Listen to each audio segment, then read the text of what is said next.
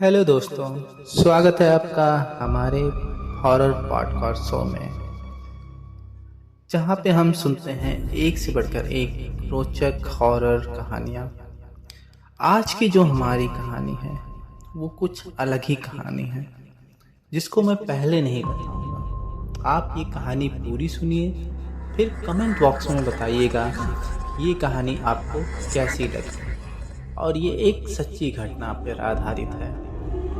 तो जैसे कि हम लोग जानते हैं कि जब शरीर नष्ट हो जाता है तो उसमें से जो आत्मा निकलती है, क्या वह उसी प्रकार का अनुभव करती है जैसा वह शरीर में रहने के बाद करती है? कुछ मनोवैज्ञानिकों का मानना है कि निद्रा भी एक तरह की मृत्यु के समान ही होती है। जब हम सोते हैं तो हमारी आत्मा इधर उधर कहाँ कहाँ भटकती है। उसी प्रकार वो कहते हैं कि निद्रा दो प्रकार की होती है। एक, जब हम सोते हैं तो हमें एहसास होता है कि अब हमें कुछ समय बाद उठ जाना है। लेकिन एक निद्रा ऐसी भी होती है जिसमें इंसान सोता है तो वो कभी उठता नहीं है, मतलब वो मर जाता है। ये कहानी एक विदेशी शहर की है, जो है ओक्लाहोमा शहर की। यहाँ पे एक लेडी रहती है, महिला रहती है, जिसका नाम होता है मैकडोरिया। और मैकडोरिया की इकलौती बहन होती है, जो शहर से 43 मील दूर एक प्रियोर नामक स्थान पर रहती है। डोरिया अपनी बहन से बहुत प्यार करती है और सप्ताह के अंत में, या यूं कहें अक्सर, उसके साथ ही अपना समय व्यतीत करती थी। जब भी उससे मिलने को जी चाहता तो वह उसके घर चली जाया करती थी। उस दिन दोपहर को बारिश हो चुकी थी। शनिवार का दिन था और डोरिया अपना काम समाप्त कर एक हाईवे का रास्ता पकड़कर धीरे धीरे अपनी गाड़ी चलाती हुई ठंडी हवा का आनंद लेते हुए अपनी बहन प्रियोर की तरफ बढ़ती जा रही थी। डोरिया ने अपनी कार की रफ्तार धीमी कर दी। चूंकि जंगल में घुमावदार रास्ता हो गया था, इसलिए कार के शीशे ऊपर चढ़ा दिए और ठंड को दूर भगाने के लिए उसने धीमे धीमे गुनगुनाना शुरू कर दिया। वह एक बात से आश्वस्त थी कि इस जंगल में जंगली जानवर कहीं नहीं थे और ना ही इस जंगल में चोर लुटेरे थे। रास्ता भी कोई इतना लंबा नहीं था। साथ ही इक्का दुक्का यात्री लगभग पूरी रात ही इस मार्ग पर आते जाते रहते थे। पुलिस भी अपनी गश्त लगाती रहती थी। धीमे धीमे कार चलती हुई वह बढ़ रही थी कि अचानक उसे अपनी बहन का ख्याल आया और वह बहन को याद करते ही उसके होठों पर एक मुस्कुराहट दौड़ गई। वह सोचने लगी कि कितनी भाग्यशाली है उसकी बहन, क्योंकि उसकी बहन का पूरा परिवार था। एक पति जो उससे बहुत प्यार करता था, नन्हे नन्हे फूल से कोमल सुंदर 2 बच्चे, और ईश्वर का दिया सब कुछ उसकी बहन के पास था। एक इंसान को जीवन में जीने के लिए और क्या चाहिए। डोरिया की कार उस समय ओक्लाहोमा तथा उसकी बहन प्रियोर के शहर के बीचों बीच में एक गांव के पास से गुजर रही थी। गांव सड़क से कोई 3 मील दूरी पर बसा था। सड़क के किनारे छोटे बच्चों का एक स्कूल था। कार ज्यों ही स्कूल के भवन के पास पहुंची, डोरिया ने देखा कि एक उछल उछल कर विचित्र ढंग से एक 11 वर्ष का सुंदर लड़का खेल रहा था।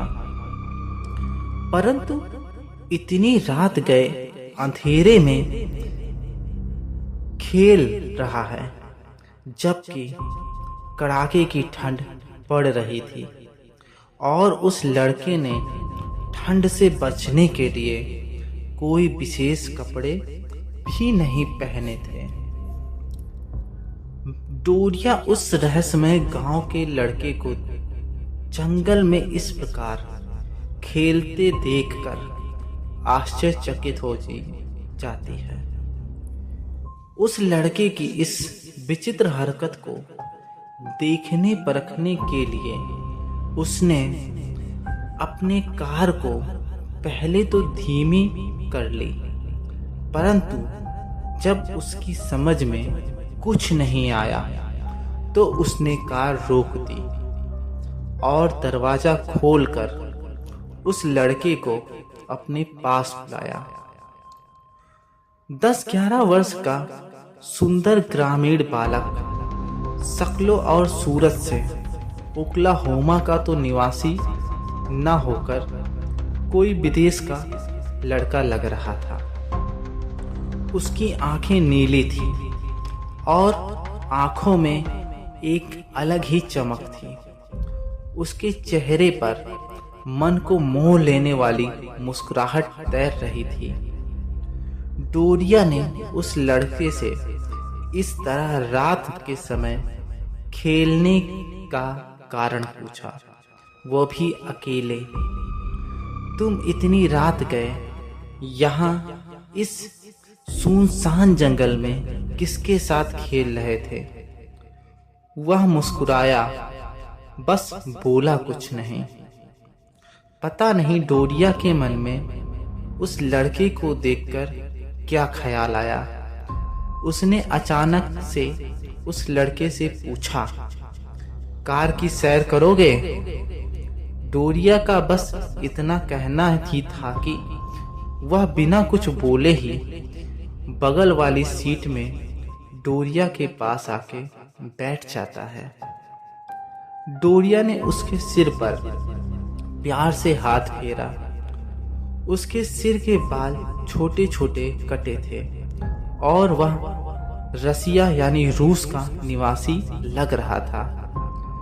डोरिया ने कार स्टार्ट की। वह उस लड़के से बातें करना चाहती थी और उसका रहस्य जानना चाहती थी। डोरिया ने उससे पूछा, कहाँ के हो? यहाँ के निवासी तो नहीं लगते। उस बच्चे ने बताया कि वह रूस के एक काके का शहर में पैदा हुआ था। फिर उसका परिवार यहाँ आकर बस गया।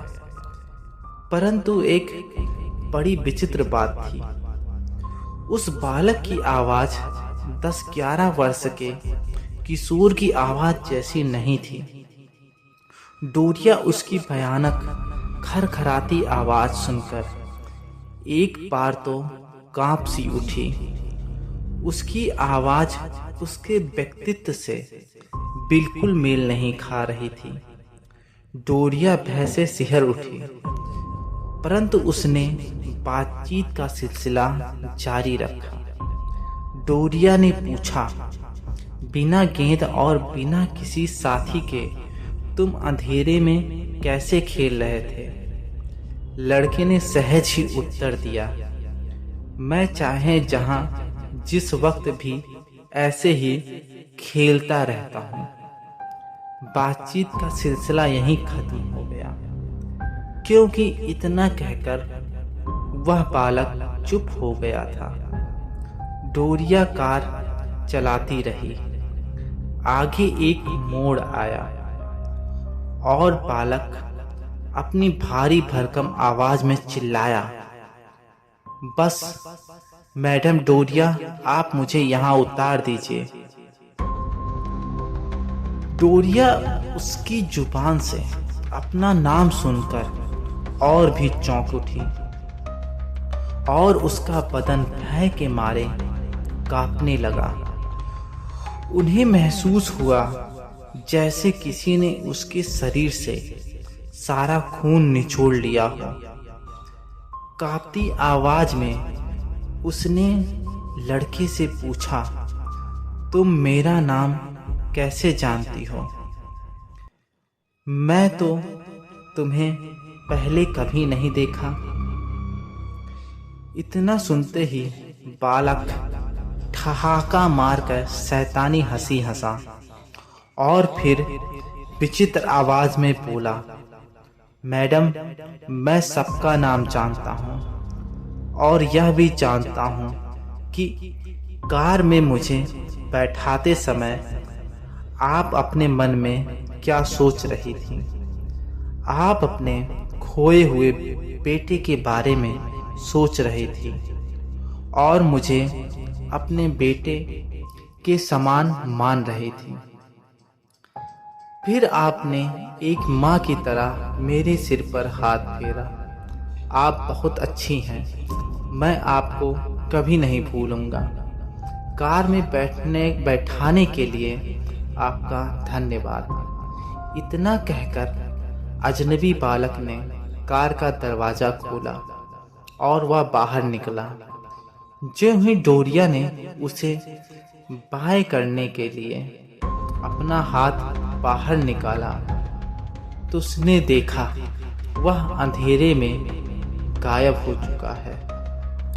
आश्चर्यचकित सी डरी हुई डोरिया कार से बाहर निकली, कार की लाइट जलाई तथा टार्च की रोशनी में उसने उस लड़के को खोजने का बहुत प्रयास किया, परंतु लड़का नहीं मिला।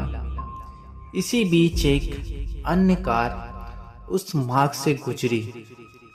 डोरिया की कार को बीच में खड़ा देखकर दूसरे कार के मालिक ने अपनी कार रोक दी और डोरिया से पूछा, मैडम कहिए, क्या गाड़ी खराब हो गई है या आप किसी को ढूंढ रही हैं?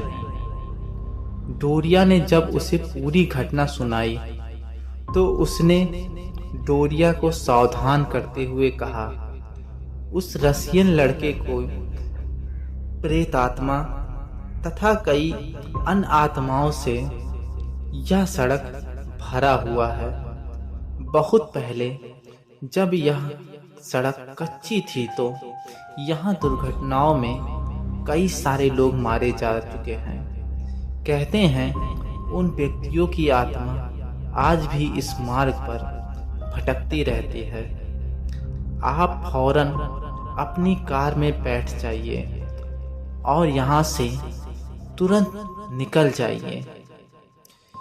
बेहद भयभीत और घबराई डोरिया कार में बैठ तो गई, परंतु उसने कार को ठीक से चला भी नहीं पा रही थी। उस लड़के का लुभावना चेहरा, उसकी बातें, उसकी आंखों की चमक उसके सामने से हट नहीं रही होती है। वह डरी सहमी अब अपने कार को धीरे धीरे आगे बढ़ाती है। तभी वह देखती है उसके पीछे वाली सीट पे दो व्यक्ति जो कि बूढ़े होते हैं वो बैठे हुए उसके शीशे में नजर आते हैं। और जैसे ही वह अपनी कार की पीछे वाली सीट को देखती है तो वहां पर कोई नहीं होता है। अब डोरिया बहुत घबरा गई थी।